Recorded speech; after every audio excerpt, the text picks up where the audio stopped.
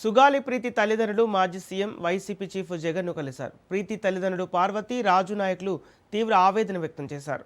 2017లో TDP ప్రభుత్వ హయాంలో తమ కుమార్తెపై అత్యాచారం చేసి హత్య చేశారని ఆరోపించిన కుటుంబ సభ్యులు ఘటన జరిగి 9 ఏళ్లు గడిచినా ఇప్పటికీ న్యాయం జరగలేదని వాపోయారు. కేసు విషయంలో ప్రస్తుత ప్రభుత్వం నిర్లక్ష్యంగా వ్యవహరిస్తుందని జగన్ వివరించారు. జగన్ ముఖ్యమంత్రిగా ఉన్న సమయంలో కేసును సిబిఐ విచారణకు అప్పగించడంతో పాటు కుటుంబానికి ఇంటి స్థలం, వ్యవసాయ భూమి, ఉద్యోగం కల్పించిన విషయాన్ని గుర్తు చేసిన వారు ఇప్పుడు సిబిఐ విచారణ కూడా నిలిచిపోయిందని ఆవేదన వ్యక్తం చేశారు.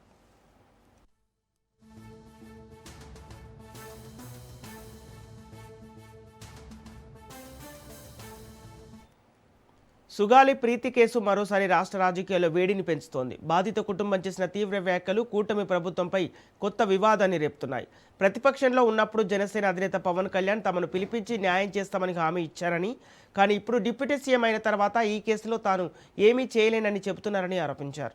తమను ప్రశ్నించినందుకు జనసేన నేతలు, కార్యకర్తలు వ్యక్తిగతంగా టార్గెట్ చేస్తున్నారని బాధిత కుటుంబం ఆవేదన వ్యక్తం చేసింది.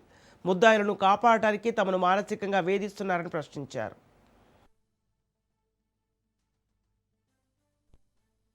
మరి అధికారంలో నేను ప్రభుత్వం మీద ఆయన చేస్తున్న చర్యలు ఉన్నాయి, కానీ సుగాలి ప్రీతి కేసులో ఎటువంటి పురోగతి లేదు అన్నా.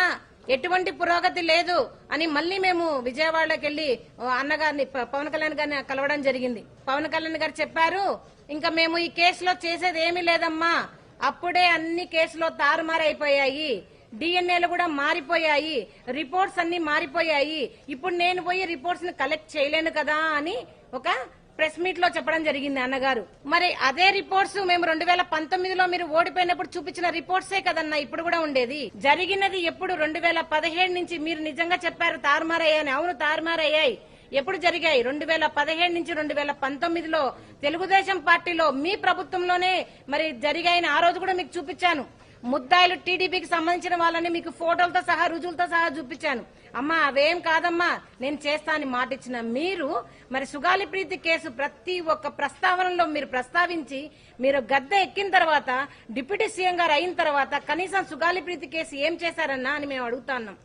మరి అదే అడిగితే నా మీద మూకు దాడి చేపించారు జన సైనికులతో, వీర మహిళలతో, మరి వాళ్ళ ఇన్ఛార్జీల మినిస్టర్లతో, మంత్రులతో నా కులాన్ని మీరు ఎత్తి చూపించారు.